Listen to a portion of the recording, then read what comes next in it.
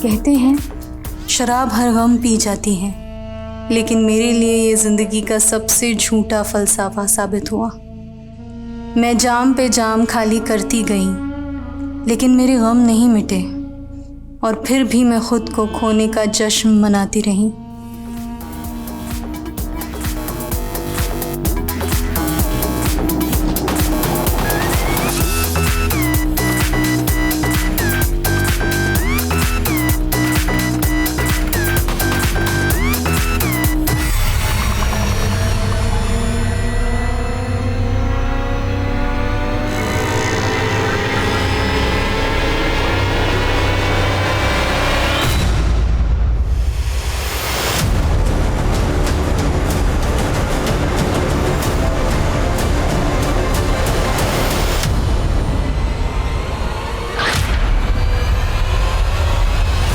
कहते हैं किसी की एक बुराई उसकी सारी अच्छाइयों को खा जाती है, पर बुराइयां किस में नहीं होती।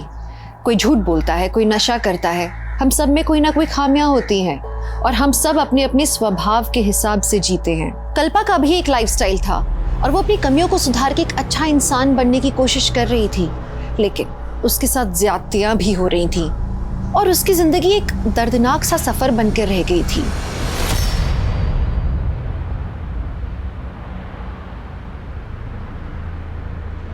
जिंदगी से भागते भागते थक गई थी मैं, समझ ही नहीं पा रही थी आखिर मेरी मंजिल थी क्या। लेकिन मैं मरना नहीं चाहती थी, मुझे अपने परिवार के लिए जीना था।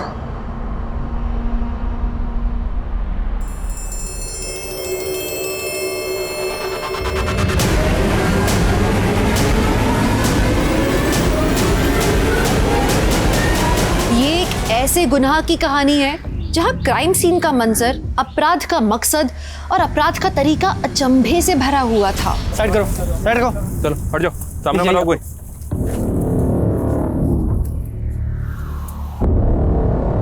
सर लगता है इस लड़की का रेप करके इसको मार के यहाँ फेंक दिया।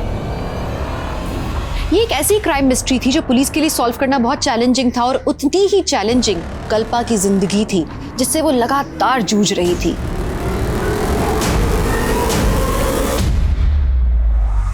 मैम, मैं जानती हूँ नशा करते वक्त इंसान अपनी परवाह करना भूल जाता है, लेकिन मुझे जिंदगी कभी रास ही नहीं आई। तुम यहाँ रहकर 40 दिन का एक सेशन पूरा करो और इसके बाद तुम शराब को कभी हाथ नहीं लगाओगी। लेकिन मैम, मुझ पर काफ़ी कर्जा है, मैं 40 दिनों के लिए जॉब से छुट्टी नहीं ले सकती। क्या आप प्लीज़ मुझे कोई दवा सजेस्ट नहीं कर सकती? कल्पा, नशा दवा से नहीं, तुम्हारी स्ट्रॉन्ग विल पावर से ही छूटेगा। और क्या बाहर रहकर तुम खुद पर कंट्रोल कर पाओगी? बेबे तू कंट्रोल से बाहर होती जा रही है। वो कुड़ी तेनू मेरे खिलाफ भड़का रही है ना, मैं तेनू ओदे नाल नहीं रहन दवांगा। मैं हुणे ओदा सामान चक के बाहर फेंकता हूं। रुक तेजिंदर, रुक जा। खबरदार जो तूने उसके सामान को हाथ लगाया, वो ना मेरी पीछे किराया देती है मैनू। तू ना मेरे गुजारे के लिए मुझे खर्चा नहीं देता। अकेला छोड़ के गया था तू मैनू। अकेला छोड़ गया था तू याशी करेगी? अपनी बेबे को तू याश बोलता है? अरे शर्म नहीं आती तेनू? चल निकल यहाँ से, दफा हो जा। बेबे तू उस लड़की के लिए मेरी इज्जत तार रही है ना, देख लूंगा तुझे। खस मानू खानिया। आंटी क्या हुआ? ये तेजिंदर भैया इस तरह? अरे नाम मत ले उस कुत्ते का, सारे मूड की ना बैंड बजा के चला गया। चिल्ला चिल्ला के ना मेरा गला सूख गया है। तू जुगाड़ लाई है?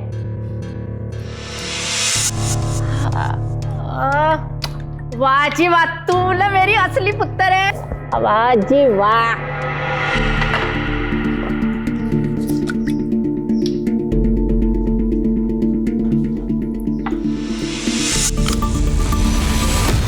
कल्पा, नशा दवा से नहीं, तुम्हारी स्ट्रॉन्ग विल पावर से ही छूटेगा।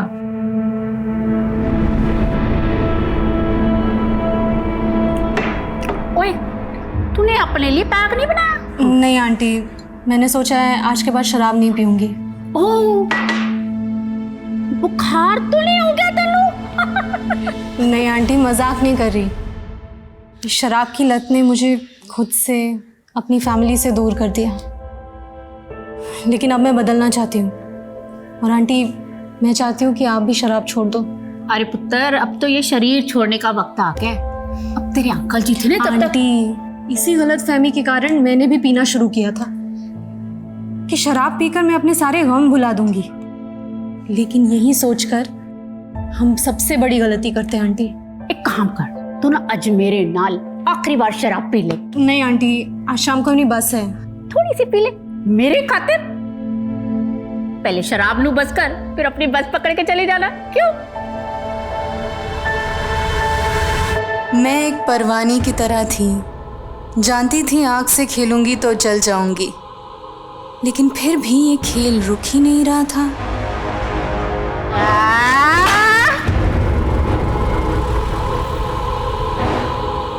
टाइम क्या हुआ बेटा? 8:30 हो रहे आंटी। सर दर्द से फटा जा रहा है। एक काम करना, कंडक्टर से पूछना कि खाने के लिए बस कब रुकेगी। प्लीज बेटा। ठीक है आंटी।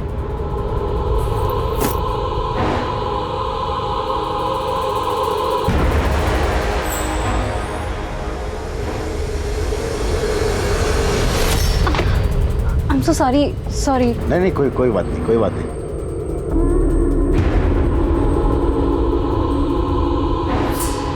भैया, ये डिनर के लिए गाड़ी कहाँ रुकेगी? बस 10-15 मिनट में गुलशन ढाबा पहुंचने वाली है, बस वहीं रुकेगी। Okay, thank you.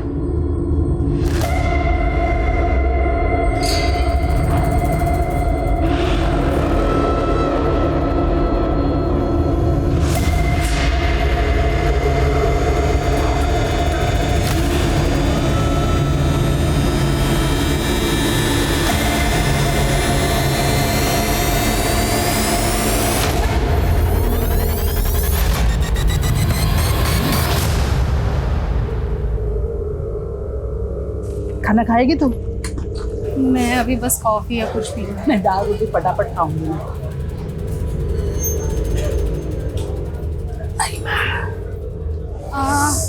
आंटी, मैं अभी आती हूँ। हाँ।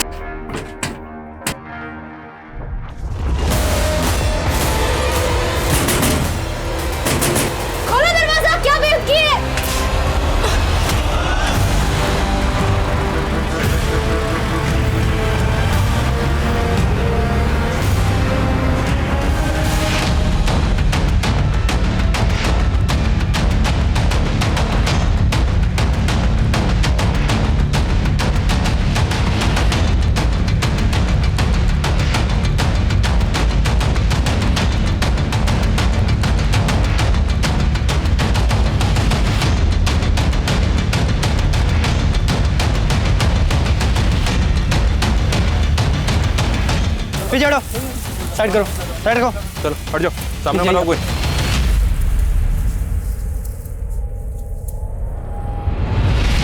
सर, लगता है इस लड़की का रेप करके इसको मार के यहाँ फेंक दिया।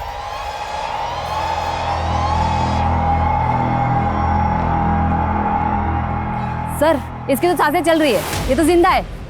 व्हाट? लड़की को हॉस्पिटल में पहुंचाओ, क्विक।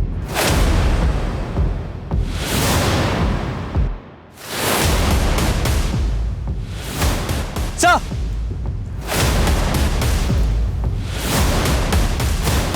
सर लेडीज के कपड़े लगता है इसी लड़की के हैं। और सर कपड़े फटे हुए भी हैं।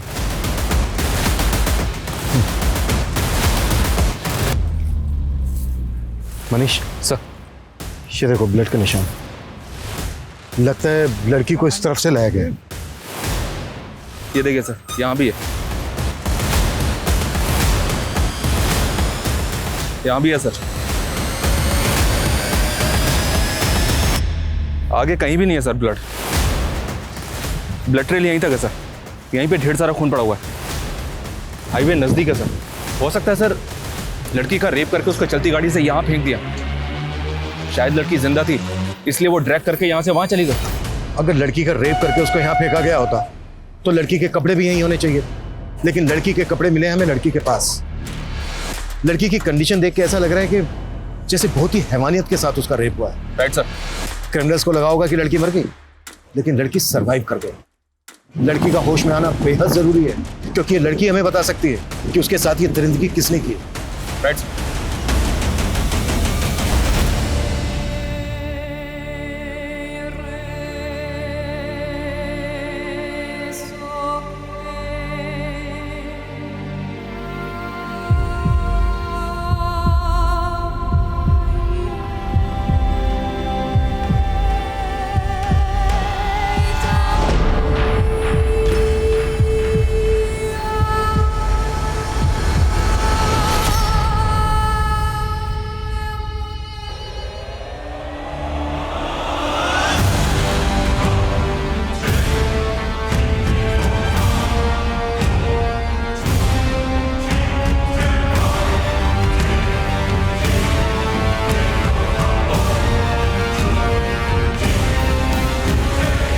ऑफिसर, वो लड़की कोमा में चली गई है।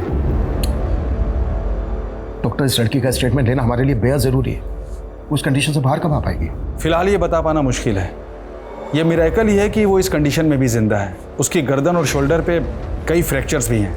उसकी चोटों को देखकर लगता है जैसे वो एक सीरियस रोड एक्सीडेंट का शिकार हुई है। और जब वो यहाँ लाई गई थी तो उसके कई जख्म सूखे हुए थे। लगता है जैसे वो तकरीबन 15-16 घंटे से तड़प रही होगी। मतलब कल रात लगभग 12 बजे के आसपास उसको ये जख्म दिया गया है। अच्छा डॉक्टर, हमें लग रहा है कि लड़की के साथ गैंग रेप भी किया गया है। हमें भी ऐसा लग रहा है। हमने सीमन सैंपल्स भी कलेक्ट किए हैं जो हमने जांच के लिए भेज दिए हैं, जिससे हमें पता लग जाएगा कि उसके साथ कितने लोगों ने गैंग रेप किया है। पिछले 24 घंटे से वो लड़की जिंदगी से जूझ रही। हमें भी खुद को चैलेंज देना है। अगले 24 घंटे के अंदर हमें उस लड़की की पहचान पता करनी है, ताकि हमें यह पता चल सके कि वो लड़की उस जगह पर कैसे पहुंची और उसके साथ ये दरिंदगी किसने की। लेकिन सर, हमें किसी भी थाने में उसकी कोई मिसिंग कंप्लेंट नहीं मिली।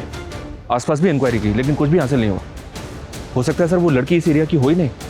भले ही वो लड़की इस एरिया की ना हो, पर उसके गुनहगार तो इस एरिया के हो सकते हैं। इस एरिया के जितने भी उठाए गए हिस्ट्री शीटर हैं, सबको उठाओ, कुटो। पुलिस कोई कोताही नहीं बरत रही थी। उन्होंने कई लोकल गुंडों और हिस्ट्री शीटर्स को इंटरोगेट किया, लेकिन कोई सफलता हासिल नहीं हुई। और कल्पा का परिवार कहाँ था, वो अभी तक उसकी पहचान के लिए सामने नहीं आया था। कल्पा, उठ जा बेटा, 8 बज गए। उठो उठो जल्दी, उठो ना बेटा। चलो उठो, 8 बज गए ना बेटा, उठ जा। मंजुला, सोने दे इसे कुछ देर और। वैसे भी आज संडे है, इसे कौन सा कॉलेज जाना है? पर पापा, आप संडे को कहाँ जा रहे हो? फैक्ट्री में बड़ा ऑर्डर आया है। संडे का एक्स्ट्रा पार्टी कमाने का मुझे भी मौका मिला है। नहीं पापा, आप वैसे ही रोज ओवर टाइम करते हो। कम से कम संडे को तो आराम कर लिया करो। एक बेटी का बाप हूँ मैं। कल को तेरी शादी भी तो करनी है। नहीं, मुझे शादी नहीं करनी। बीए पूरा होते ही मैं भी जॉब करूंगी। मुझे आपका हाथ बटाना है। इतनी जल्दी मुझे विदा करने का मत सोचो आप लोग।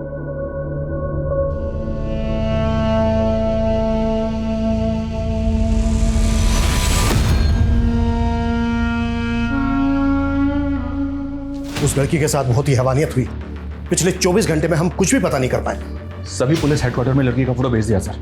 न्यूज़पेपर्स और सोशल मीडिया में भी लोगों से अपील की कि अगर कोई इसे जानता है तो सामने आए। लेकिन तब तक हम चुपचाप नहीं बैठ सकते। उस लड़की के साथ इतनी ज्यादती हुई है कि वो कोमा में चली गई। जिंदगी और वक्त ठहर गया उसके लिए। अगले 24 घंटे में क्या क्या एक्शन लेने वाले हो, टाइम फ्रेम करो। कैसे भी करके हमें उस लड़की की पहचान पता करनी है। Right sir.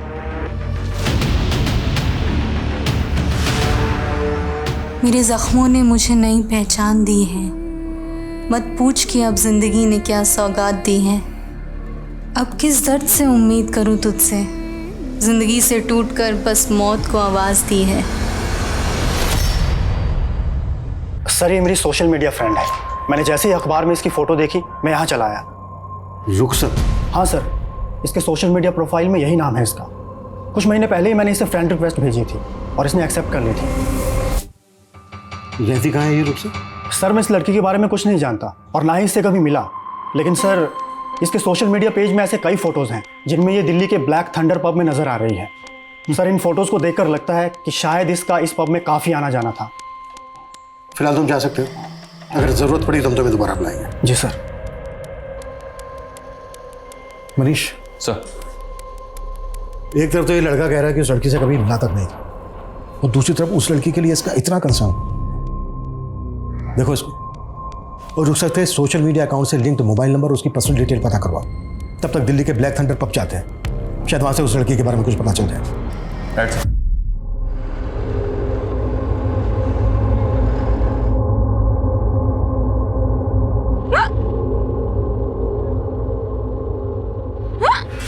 लगता है तुम्हें कोई याद कर रहा है बेटा। मुझे कोई याद करे ऐसा कम ही होता है आंटी। ऐसा क्यों बोल रही है बेटा? तेरे अपने तुझे क्या याद नहीं करते? एक काम कर, ये टॉफी खा ले, हिचकियाँ कम हो जाएगी। ले। नहीं मैं ठीक हूँ आंटी। अरे ये खा ले और भी ठीक हो जाएगी। ले खा। Thank you.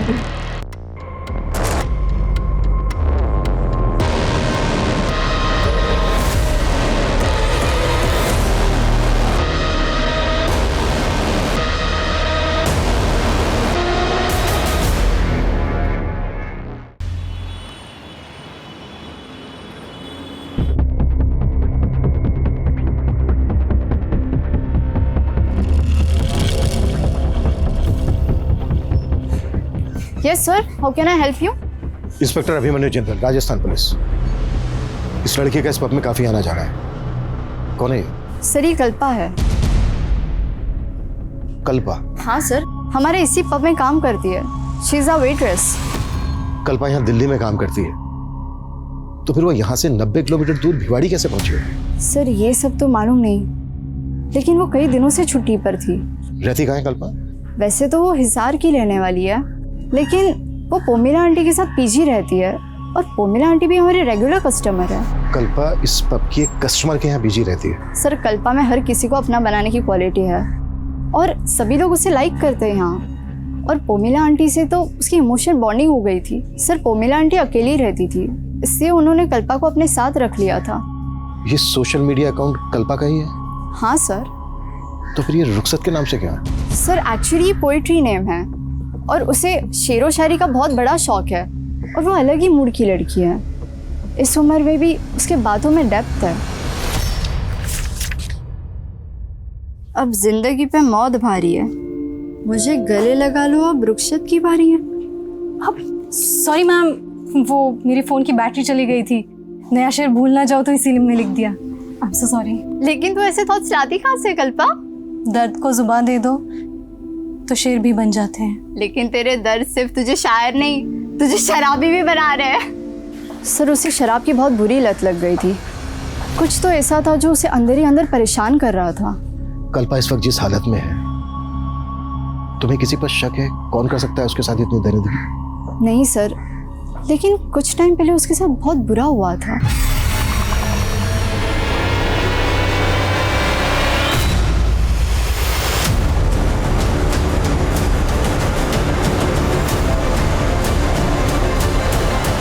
किसने किया था ये सब उसके साथ? सर ये हरकत किसने की थी इसका तो पता नहीं चला, लेकिन मैंने कल्पा को कहा था पुलिस कंप्लेंट करने के लिए, लेकिन शर्म की वजह से उसने की नहीं।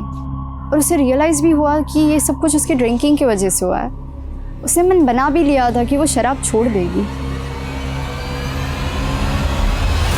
क्या कल्पा का रेप हो गया? कल्पा इतने दिन से गायब है, आपने जानने की कोशिश नहीं की कि वो कहाँ गायब है? सर वो तो अपने परिवार वालों से मिलने गई थी। कहाँ रहता है कल्पा का परिवार? हिसार में। 4 तारीख को वो अपने भाई से फोन पे बात कर रही थी और उनका प्रोग्राम बन गया।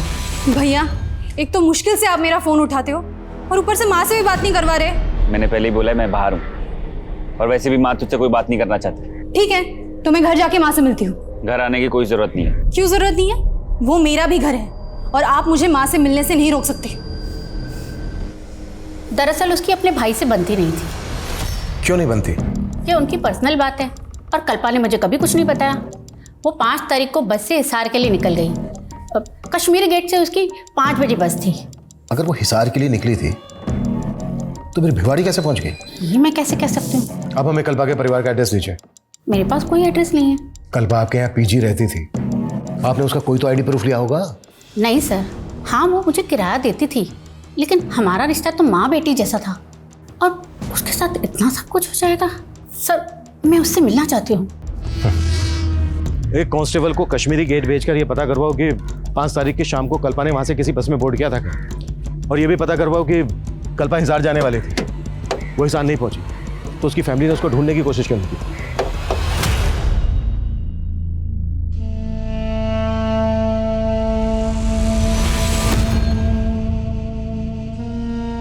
बस बेटा, अब ये खाना अलग से नहीं उतरता। बोझ बन गया हूं मैं तुम सब पर। ऐसा मत भूलो पापा, आपके 2 बच्चे हैं, मैं और सोम भैया, हम दोनों आपके 2 बाजू बनेंगे। ये सब बातों का कोई फायदा नहीं है कल्पा। ये दिन रात जिस फैक्ट्री मालिक के तलवे चाटते रहे, उसने मुआवजे के नाम पे 2 महीने की तनख्वाह पकड़ा दी, और फिर ये उसके ऊपर केस भी नहीं कर रहे। बड़े लोग हैं बेटा, ये कोर्ट कचहरी के चक्कर में पड़ेंगे तो हमारा जीना मुश्किल कर देंगे। वो जीना वैसे भी मुश्किल हो गया है हमारा, आपके हाथ भी गए और नौकरी भी। तो फिर आपकी क्या रिस्पॉन्सिबिलिटी है भैया? पापा को कोसने के अलावा आप अपने लिए कोई जॉब क्यों नहीं देखते? तुझे जॉब मिल गई तो मुझे ज्यादा अकड़ मत दिखा, समझी ना? और वैसे भी मैं कोई ऐसी वैसी जॉब नहीं करूंगा जहां इनकी तरह मुझे किसी के तलवे चाटने की जरूरत पड़े। पापा आप बिल्कुल परेशान मत होइए, मैं इतना कमाने लगी हूँ कि सब कुछ संभालूंगी। पापा प्लीज आप, पापा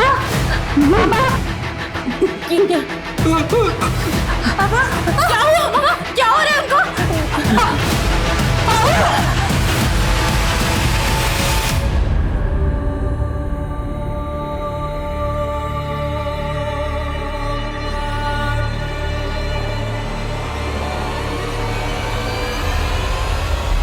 सर ये कश्मीरी गेट बस स्टैंड की फुटेज है।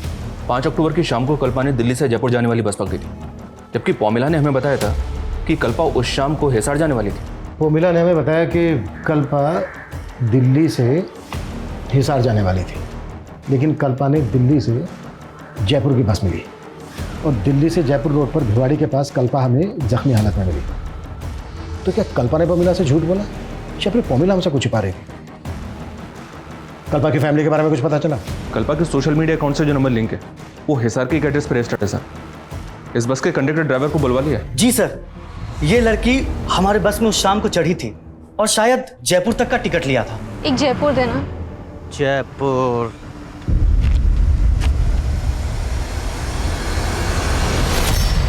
ये लड़की जयपुर जा रही थी, तो फिर हमें जख्मी हालत में भिवाड़ी में कैसे मिली? सर मुझे कुछ समझ नहीं आ रहा सर। रेप हुआ है इस लड़की के साथ। देख अगर कुछ भी छिपाया ना हमसे तो। हम कुछ नहीं छिपा रहे हैं सर, लेकिन हाँ सर, जयपुर पहुंचने पर हमें एक सवारी का बैग मिला था। सर वो बैग हमने जयपुर बस स्टैंड के लगेज रूम में जमा करवा दिया था। हमारी बस रोजाना रात डिनर के लिए गुलशन ढाबे पर रुकती है और गुलशन ढाबा भिवाड़ी से 15-20 किलोमीटर पहले ही पड़ता है। तू कह रहा है कि वो बस डिनर के लिए गुलशन ढाबा पर रुकी, वो लड़की बस से उतरी लेकिन वापस बस में नहीं चढ़ी? हमें ये याद नहीं है सर। उस बस में जो पैसेंजर ट्रैवल कर रहे थे सबकी डिटेल दे, हमें याद दिलाते हैं तुझे। सर ये लंबे रूट की बस है, हर रोज नई सवारी बैठती है, अब इतना याद कैसे रहेगा?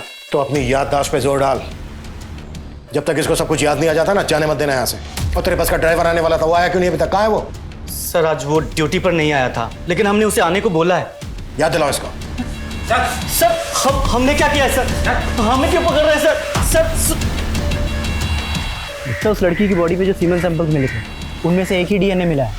इसका मतलब सर उस लड़की का रेपिस्ट एक ही है और हम समझ रहे थे कि लड़की का गैंग रेप हुआ है।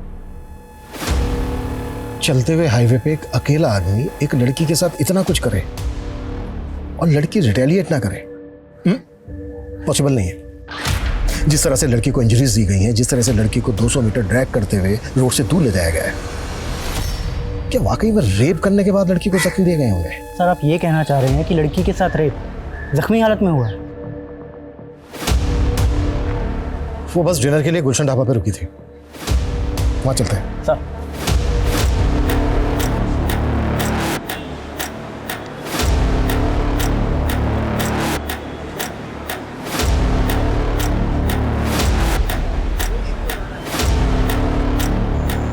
हाँ साहब, ये मैडम को मैंने उस रात यहाँ पे देखा था और इनका चेहरा मुझे अच्छे से याद है साहब, क्योंकि इनको किसी ने बाथरूम में बंद कर दिया था साहब।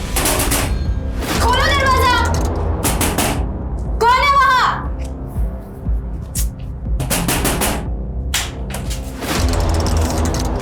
क्या बेहुद किया? किसने बंद किया मुझे अंदर? मुझे नहीं मालूम मैडम, उसके बाद ये मैडम कहाँ गई थी? उसके बाद उन लोगों ने यहाँ पे खाना खाया साहब, और उसके अलावा मैं कुछ नहीं जानता साहब।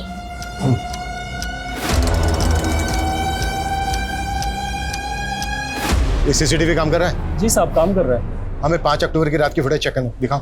हाँ साहब, आइए। हाँ शर्मा बोलो। सर 6 अक्टूबर की सुबह जो बैग बस में मिला था वो मैंने चेक किया, उसमें कल्पा का आईडी और लेडीज़ के कुछ कपड़े थे। सर मुझे लगता है वो बैग कल्पा का ही है। कल्पा खुद से तो अपना बैग बस में छोड़ेगी नहीं। इसका मतलब ये है कि कल्पा के साथ जो कुछ भी हुआ है वो इसी सफ़र के दौरान हुआ है। साहब हमने कुछ नहीं किया साहब, हमें जाने दीजिए ना साहब।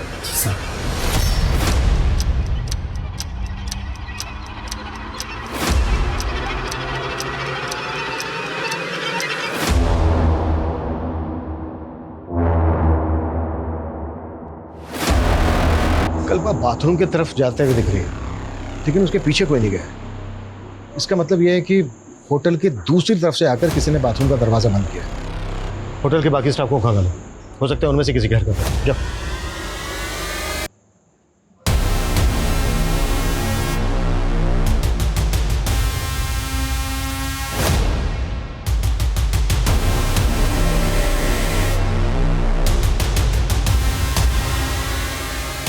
सर कहीं ऐसा तो नहीं कि वो लड़के उस रात कल्पा को अपने साथ कार से ले गए? कल्पा अगर अपनी मर्जी से कार में उनके साथ जाती तो अपना बैग बस में क्यों छोड़ती? लेकिन सर कल्पा उस रात बस में चढ़ी, फुटेज से ये बात क्लियर नहीं हो रही है, और ना ही गाड़ी का नंबर विजिबल है। पता करो वो दोनों लड़के कौन थे, और फुटेज में बस की तरफ से जितने भी पैसेंजर आते हुए दिख रहे हैं सबकी पहचान पता करो। क्राइम सीन यहाँ से लगभग 15 किलोमीटर दूर भिवाड़ी में है। यहाँ से लेकर क्राइम सीन तक जितनी भी छोटी बड़ी दुकानें हैं, ढाबे हैं, सब जगह पूछताछ करो। Okay sir. शायद उस रात किसी ने कुछ देखा हो। जी सर।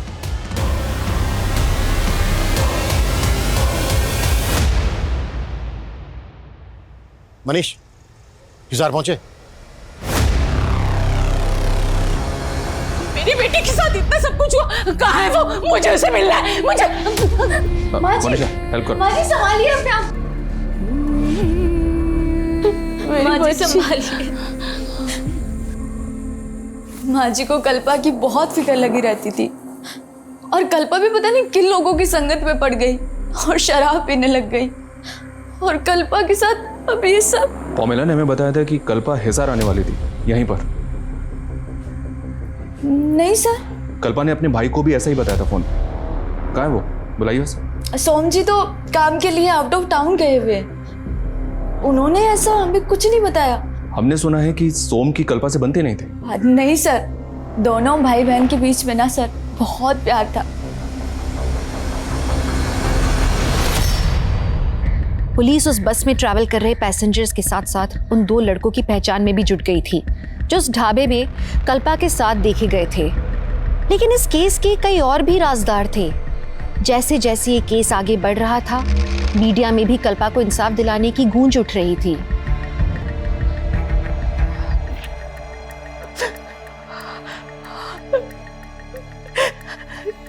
कितने साल से मैं तेरी शक्ल देखने के लिए तरस रही थी बेटा। मुझे क्या पता था मैं तुझे इस साल में देखूंगी। तू चुप क्यों है बेटा? बात कर ना, अपने माँ से बात कर। ये अपनी माँ से क्यों नहीं बात कर रही डॉक्टर साहब? क्यों नहीं बात कर रही? माँ, मुझे विश्वास नहीं हो रहा है कि आपने मुझसे बात करने के लिए फोन किया। मेरा बस चलता ना तो मैं तुझे यहाँ बुला लेती, लेकिन तेरे भाई के आगे मेरी एक भी नहीं चलती। लेकिन आप मेरे पास भी आकर रहना नहीं चाहती।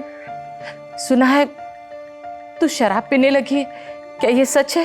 वो माँ, बोलना। अरे सुधा, मेरा फोन देखा क्या? माँ क्या हुआ? माँ बात तो करो। माँ हेलो।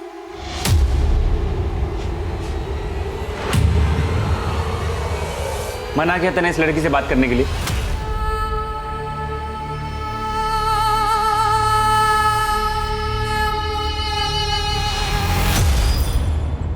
कल रात इन लोगों को तुम्हारी बस में से उतरते हुए देखा गया। हमें इनकी पहचान करनी है।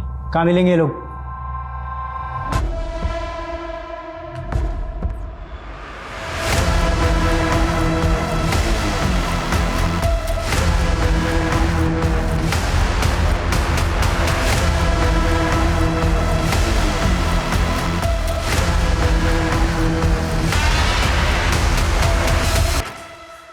हाँ सर, इन लड़कों को मैं जानती हूँ।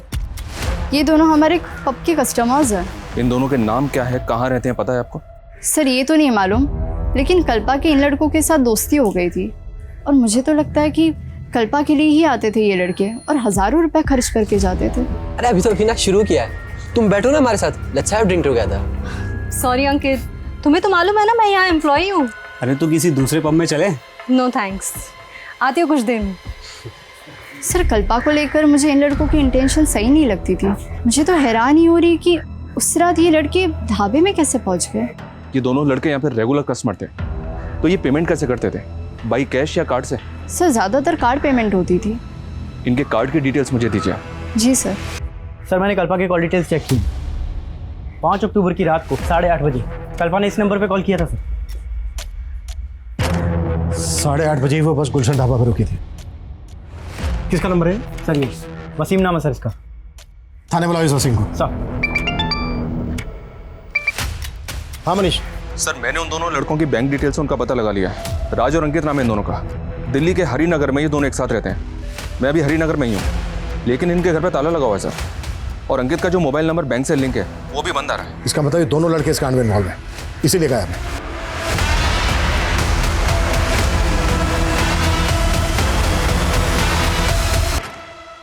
पाँच अक्टूबर की रात को उसके फोन से कॉल किया गया था तुझे, ये देख।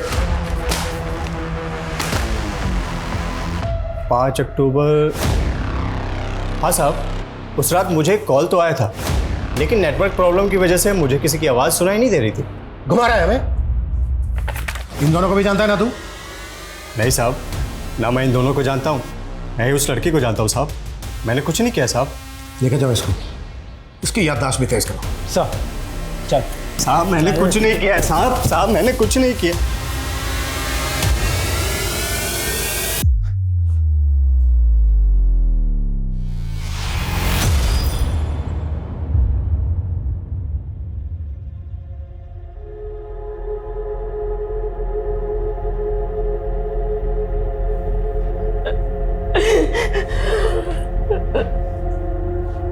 माँ ये क्या हो गया? यही चाहता था ना तू कि वो हमेशा के लिए खामोश हो जाए। देख तेरे मंसूबे पूरे हो गए। कैसी बात कर रही हो माँ? बहन है वो मेरी। लेकिन तू इसका भाई खिलाने के लायक नहीं है। पिछले 3 साल से मैं उसकी शक्ल देखने के लिए तरस रही। सिर्फ तुम्हारी वजह से मैं अपनी बेटी की शक्ल नहीं देख पाई। सिर्फ तुम्हारी वजह से।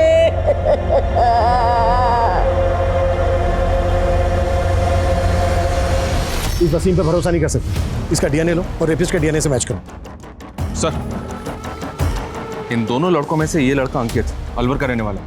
क्राइम के बाद से दोनों अलवर में थे, लेकिन अभी अलवर से भी गायब है। अंकित अलवर का रहने वाला है तो पता करो कि दूसरा लड़का कहाँ का रहने वाला है। मैंने कल्पा का सोशल मीडिया अकाउंट चेक किया था, कल्पा इन दोनों के टच में थे। इनके आईपी एड्रेस ट्रेस करो। इस हादसे से पहले कल्पा के साथ पब में किसी ने बदतमीजी की थी, पता करो वो लोग कौन है। राइट।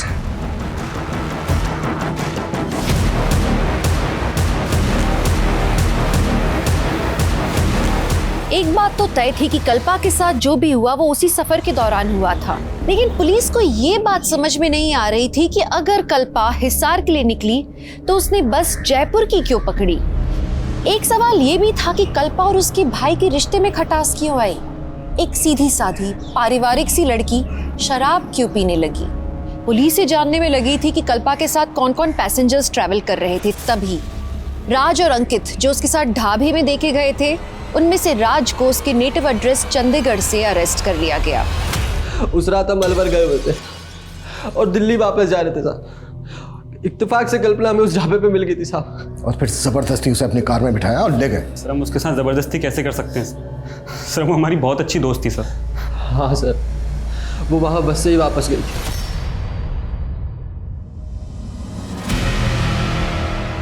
हमें पता चला है कल्पा हिसार जाने वाली थी, फिर उसने अपोजिट डायरेक्शन में जाने वाली जयपुर की बस क्यों ली? जयपुर कहां जा रही थी वो?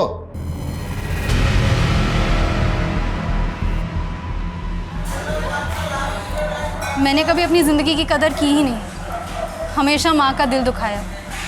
एक्चुअली उन्हीं से मिलने हिसार जाने वाली थी, लेकिन फिर सोचा अब मैं माँ से तभी मिलूंगी जब पूरी तरह से शराब पीना बंद कर दूंगी। इसीलिए मैं 40 दिनों के लिए जयपुर जा रही हूँ।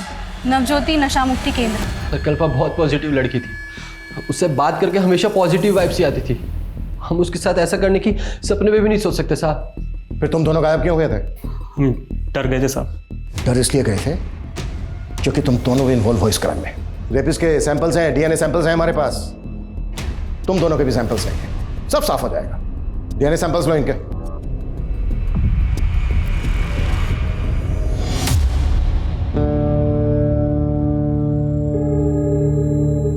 देख चाय लेना।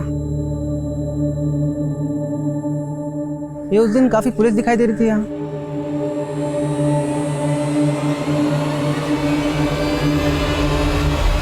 सर हमने राजू और अंकित दोनों के डीएनए सैंपल्स ले लिए हैं, पर दोनों अभी ये कह रहे हैं कि कल्पा गुलशन ढाबे से उस बस में ही चढ़ी थी। और दूसरी बात ये सर, मैंने जयपुर के नवज्योति नशा मुक्ति केंद्र से पता किया है, ये कल्पा 6 तारीख को 40 दिन के कोर्स के लिए वहां जाने वाली थी। तो कल्पा भिवाड़ी में उस हालत में क्यों मिली? अगर ये दोनों लड़के सही बोल रहे हैं तो क्या बस का कंडक्टर और ड्राइवर झूठ बोल रहे हैं? बस के पैसेंजर्स की पहचान पता चली? जी हाँ सर, 2 आदमियों की पहचान हुई है। ये देखिए, ये बसंत है और ये योगी, इन दोनों को थाने बुलवा लिया है। सर मैं कल्पा की सोशल मीडिया अकाउंट चेक कर रहा था। सर कल्पा अपने पुराने पोस्ट में कई फोटोज में इस लड़के के साथ दिखाई दे रही है सर। और सर ये लड़का कल्पा को सोशल मीडिया पे काफ़ी मैसेज किया करता था, लेकिन कल्पा रिप्लाई नहीं करती थी। और सर 5 तारीख को भी ये देखिए सर, इसने कई मैसेज किए। कल्पा मैं तुमसे मिलना चाहता हूँ, प्लीज रिप्लाई करो। अगर तुम मुझसे नहीं मिली तो अच्छा नहीं होगा। साहिल, मैं तुम्हारे लिए अपने परिवार छोड़कर आई हूँ और तुम मुझे अकेला छोड़कर कहीं कहीं दिन गायब रहते हो। कल्पा मेरा काम जानती हो ना तुम। लेकिन साहिल, तुम मुझे अपनी फैमिली से मिलवाने वाले थे ना, तो क्या हुआ उसका? कल्पा मैंने बात की है उनसे, मैं उनको कन्विंस करने की पूरी कोशिश कर रहा हूँ। हाँ बस मुझे थोड़ा वक्त दो।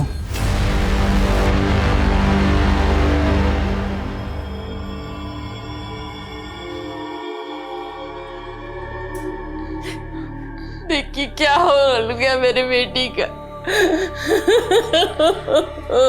सब पे भरोसा रखो, इतनी सोनी कुड़ी है, कुछ नहीं होगा इसको।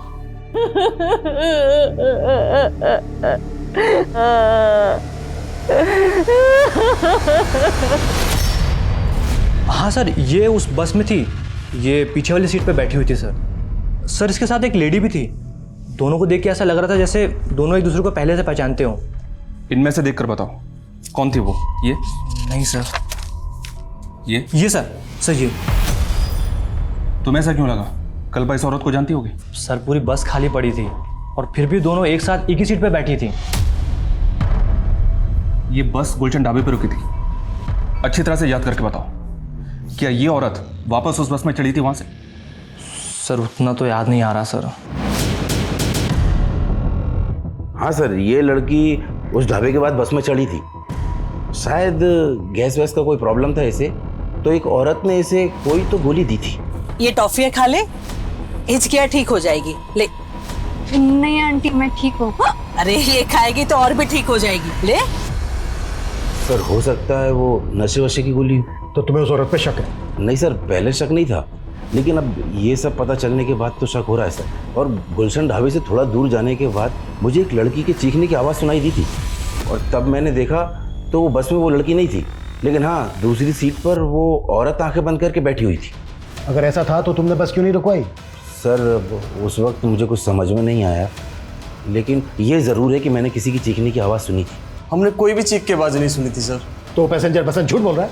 सर हमें नहीं पता कि वो ऐसा क्यों बोल रहा है, लेकिन हमने कोई चीख नहीं सुनी। बसंत और एक दूसरे पैसेंजर का कहना है कि गुलशन ढाबा पे कल्पा वापस बस में चढ़ी थी, लेकिन तू शुरू से कह रहा है कि वो बस से उतरी थी लेकिन बस में चढ़ी नहीं वापस। सर मैंने कहा था कि मुझे याद नहीं है कि वो बस में चढ़ी या नहीं चढ़ी। तेरी याददाश्त को हम अच्छे से ठीक करते हैं। 10 सालों। सर ये लड़का साहिल है, कल्पा इस लड़के से प्यार करती थी, लेकिन हम नहीं चाहते थे वो इस लड़के से शादी करे। भैया समझने की कोशिश करो, मैं साहिल के बिना जिंदा नहीं रह सकती। बस कर, आज अगर तेरे पापा जिंदा होते ना तो वो भी दूसरे समाज के लड़के के साथ तेरी शादी नहीं होने देते। लेकिन कल्पा अपने मर्जी की मालिक थी, वो इस लड़के के लिए हमें छोड़कर दिल्ली चली गई। फिर उसे बाद में एहसास हुआ कि हम सही थे। इस लड़के ने कल्पा के साथ किया क्या था? सर धोखा दिया था, ये लड़का पहले से ही शादीशुदा था। तुमने समझ के रखा है मुझे? हाँ, मैंने तुम्हारे लिए अपनी फैमिली से बगावत की और तुमने मुझे इतना बड़ा धोखा दिया साहिल। मैं मानता हूँ मैं शादीशुदा हूँ, लेकिन मैं तुम्हें अपनी दूसरी बीवी बनाकर रख सकता हूँ। इसी गम में कल्पा ने शराब पीनी शुरू कर दी थी। माना कि उसने गलती की थी, लेकिन सोहम ने उसे कभी माफ नहीं किया, इसलिए अकेली ही अपना गम झेलती रही वो।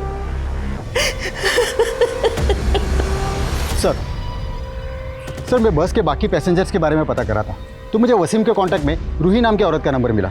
सर ये है रूही। सर ये वही औरत है जो कल्पा के साथ बस में थी। सर ना मैं झूठ बोल रही हूँ और ना वसीम। उस रात मेरे फ़ोन की बैटरी चली गई थी, तो मैंने उस लड़की के फ़ोन से वसीम को फ़ोन ज़रूर किया था, लेकिन नेटवर्क प्रॉब्लम था, इसलिए हमारी बात नहीं हो पाई थी। तुमने उस रात उस लड़की को कुछ खिलाया भी था? क्या नशा मिला था उसमें? कैसी बात कर रहे सर, मैं ऐसा कुछ क्यों करूँगी? वो लड़की जख्मी हालत में हमें भिवाड़ी में मिली। भिवाड़ी से थोड़ा दूर डोसा उतरी थी तुम, और वो लड़की पूरे रास्ते तुम्हारे साथ थी। देखो कुछ भी हमसे छिपाना मत। मैं कुछ नहीं छिपा रही सर, मैं उस लड़के के साथ बैठी ज़रूर थी, लेकिन बाद में मैं आगे की सीट पे चली गई थी।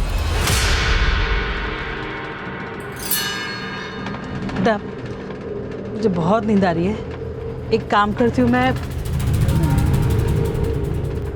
यहाँ आगे की सीट पे जाके सो जाती हूँ। हाँ ठीक है।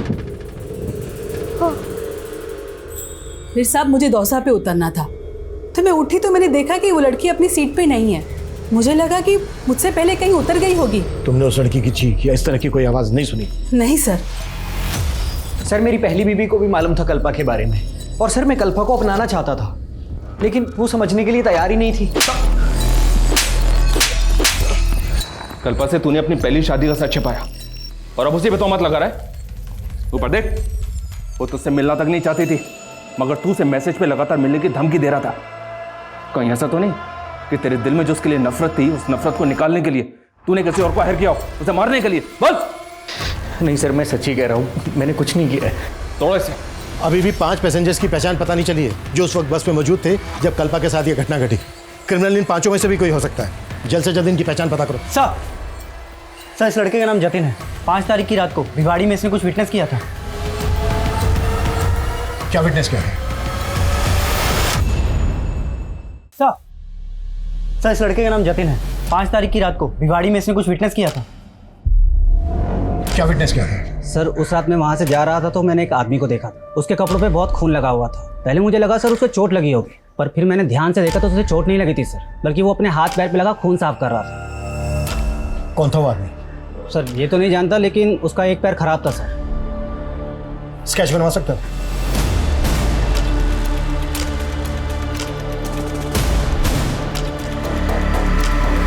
सर इसे मैं जानता हूँ, ये चने वाला बबलू है, बसों में चना बेचता है। सर उस रात हमारे बस में ये गुलशन ढाबा से चढ़ा था और दोसा में उतर गया था। कहाँ मिलेगा ये? साहब आपको मुझे देख के ऐसा लगता है कि मैंने ऐसा किया है, मुझे फंसाया जा रहा है साहब। मैंने कुछ नहीं किया, मैं बेकसूर हूँ साहब। ये घुमा फिरा के बात मत कर, कल पेश है तेरे कोर्ट में। जो किया है कबूल कर ले।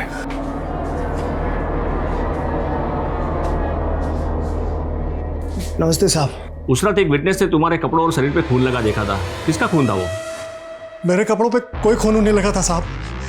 किसी बड़े आदमी को बचाने के लिए मुझे जैसे गरीब और फंसाया जा रहा है साहब। हमसे झूठ उगलवाने के लिए इन लोगों ने हमें बहुत टॉर्चर किया साहब।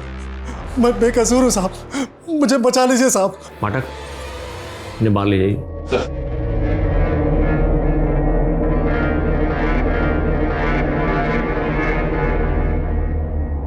जिंदल सर, क्या ऐसा घिनौना क्राइम ये कर सकता है? सर हमने पता किया, उस आदमी आदमी ढाबे पे ही था, और उस बस कंडक्टर का भी ये कहना है कि बस में भी था। वो बस कंडक्टर तो शुरू से ही अपना स्टेटमेंट बदल रहा है। और इस बबलू के खिलाफ कोई तुम्हारे पास एविडेंस है? सर हमने डीएनए करवाया है, बस रिपोर्ट आनी बाकी है। मुझे उस आदमी का डीएनए टेस्ट चाहिए जिसने इस बबलू के खिलाफ गवाही दी है, और मुझे नहीं लगता ये बबलू ऐसा क्राइम कर सकता है। मजिस्ट्रेट के ऑर्डर के बाद पुलिस ने इस केस को और बारीकी से स्टडी करना शुरू किया। उस रात बस में मौजूद सभी पैसेंजर्स के उन्होंने डिटेल्स निकाले और 10 से ज्यादा सस्पेक्ट्स के डीएनए सैंपल्स कलेक्ट किए। वहीं कल्पा अभी तक कोमा में थी। उसके होश में आने की उम्मीद और उसके गुनहगारों को पकड़ने की उम्मीद दोनों अभी तक नाजुक मोड़ पर थे।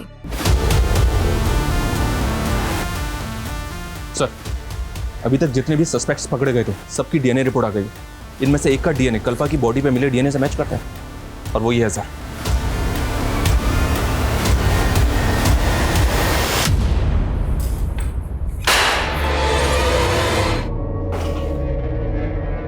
हो जा शुरू। साहब, जब मैंने उस रात उस लड़की को ढाबे पे देखा ना तो मैं देखता ही रह गया। बहुत सुंदर थी साहब वो। पहले मैंने उसको बाथरूम के अंदर बंद कर दिया, लेकिन वो बाहर आ गई। फिर मैं उसको दोबारा देखने लगा और उसकी नजर भी मुझ पे पड़ी।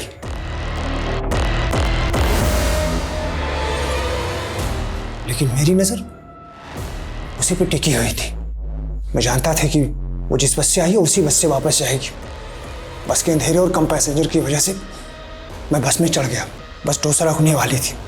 डोसा से 2-3 किलोमीटर पहले मैं उसकी सीट के पास गया और मैंने उसे बेहोश कर दिया, फिर चलती गाड़ी से फेंक दिया।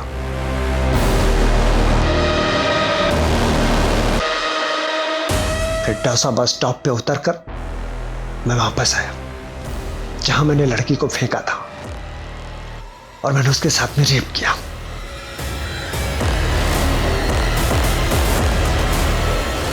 इसकी चीखें मुझे मेरे केबिन तक सुनाई देनी चाहिए।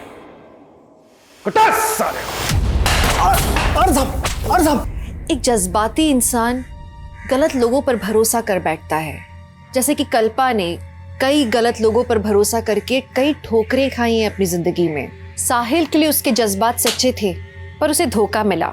उसके परिवार के लिए उसके जज्बात सच्चे थे पर उसे सहारा नहीं मिला और वो बेचारी जूझती रही। उसके अंदर यह एहसास हमेशा से था कि उसे तबाही का नहीं उन्नति का रास्ता अपनाना है, लेकिन फिर उसके मासूम जज्बात एक सर फेरे के चपेट में आ गए। कदम कदम पर लड़खड़ाते हुए भी कल्पा शायद आज इस उम्मीद में जिंदा है कि वो लोगों के सामने साबित कर सके कि वो नहीं, सिर्फ उसकी आदत गलत थी। हम कल्पा के इस जज्बे को सलाम करते हैं और हम ये आशा करते हैं कि कल्पा जल्दी से स्वस्थ हो जाए। तो अब मैं दिव्यांका त्रिपाठी दहिया लेती हूँ आपसे विदा। फिर मिलूंगी कुछ नई सच्ची कहानियों के साथ। आप देखते रहिए क्राइम पेट्रोल सतर्क। जय हिंद।